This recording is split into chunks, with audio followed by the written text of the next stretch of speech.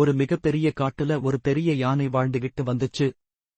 அந்த யானையோட உருவத்தை பார்த்து அந்த காட்டுல வாழ்ந்துகிட்டு வந்த மிருகங்கள் எல்லாம் ரொம்ப பயந்துச்சுங்க.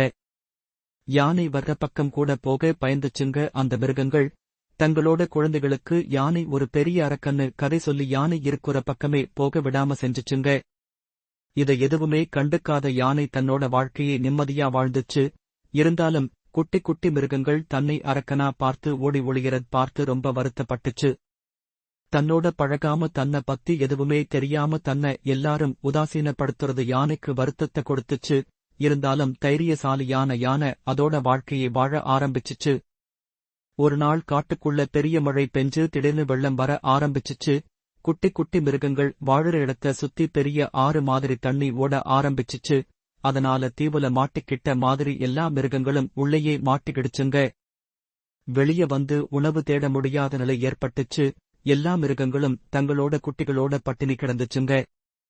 அப்ப அந்த பக்கம் வந்த யானை இதையெல்லாம் பார்த்துச்சு.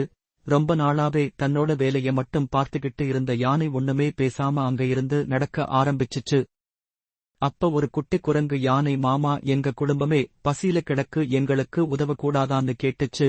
அத் பார்த்து சிரிச்ச யானை, நான் தான் அரக்கன் மாதிரி இருக்கேனே, என்ன பார்த்தா பயமா இல்லையா உங்களுக்குன்னு கேட்டுச்சு. அப்ப அந்த குட்டி குரங்கு சொல்லுச்சு, எங்க அப்பா அம்மா உங்க உருவத்தை பார்த்து எங்களுக்கு எதுவும் ஆபத்து வந்துடக்கூடாதுன்னு அப்படி சொல்லி வளர்த்தாங்க. ஆனா ஒருத்தரோட உருவத்தை வச்சு அவங்களோட குலத்தை எடை போடக்கூடாதுன்னு சொல்லி இருக்காங்க. உங்களோட அமைதியான வாழ்க்கை முறையை பார்த்த எனக்கு நீங்க ஆபத்தானவர்னு தோணலைன்னு சொல்லுச்சு. முதல் முறையா ஒரு குட்டி மிருகம் தன்கிட்ட பேசுவதும் யானைக்கு ரொம்ப சந்தோஷம் வந்துடுச்சு. உடனே தன்னோட துதிக்கையை தண்ணிக்கு மேல வச்சுச்சு. உடனே அந்த குட்டி குரங்கு அது மேல ஏறி வெளியே வந்துடுச்சு. உடனே எல்லா மிருகங்களும் யானையோட துதிக்கையில ஏறி அந்த இடத்துல இருந்து வெளியே வந்துடுச்சுங்க.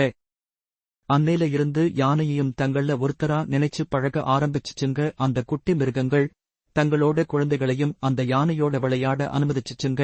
அதனால ரொம்ப சந்தோஷமா வாழ ஆரம்பிச்சு யானை.